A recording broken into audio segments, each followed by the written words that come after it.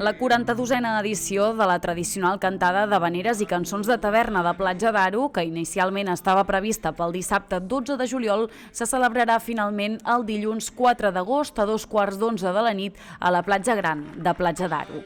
Aquest ajornament es va decidir a causa del risc de fortes pluges previst pel dia original de l'esdeveniment. El cartell d'aquesta edició, però, es mantindrà sense canvis i comptarà, per tant, amb les actuacions de Neus Mar, acompanyada de les joves veus del mar a la primera part del concert i també dels Arjau i els Cremats.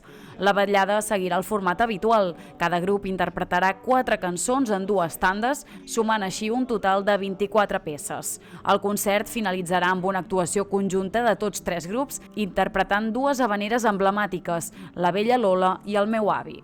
L'acte serà presentat per Francesc Sánchez Carcassés, expert en havaneres i responsable de la direcció musical, i es podrà seguir en directe a través de Televisió Costa Brava.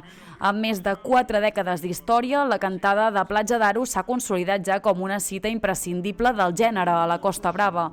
L'esdeveniment és gratuït i obert a tothom, amb servei de cadires sense numerar pel públic assistent, que també podrà adquirir el tradicional mocador commemoratiu i un got de cremat per 2 euros. Inflaven les veles d'un vell bergantí. Jo veia aferrat al pal de maçana. Ara sí, tots sols, diu. Cridava ben fort